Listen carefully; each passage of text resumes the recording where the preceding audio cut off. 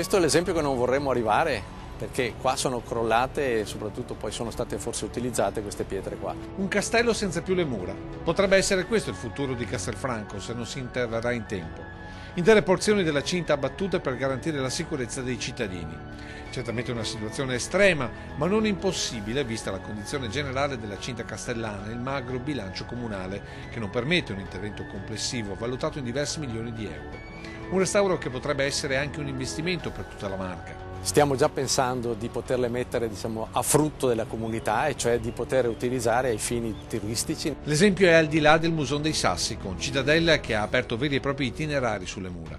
Esperienze turistiche che diventano risorsa economica. Questo potrebbe essere il volano turistico utile naturalmente per mantenere poi anche la manutenzione di questa opera muraria. Intanto però bisogna intervenire subito. In questa situazione noi ci sentiamo di fare un appello a tutti, ai cittadini della provincia di Treviso, ad essere vicini alla comunità di Castelfranco per intervenire anche con piccole somme.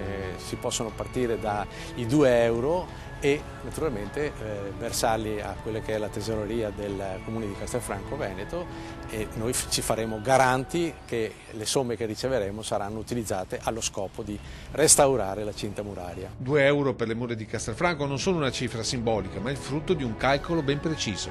Nel passato abbiamo inventariato queste mura proprio per ottenere, diciamo così, il possesso, e abbiamo scoperto che è costituito da 3.750.000 pietre, mattoni, ed è evidente che moltiplicandolo per i 2 euro, ed è la somma che andremo a conseguire per il restauro totale di circa 7 milioni di euro.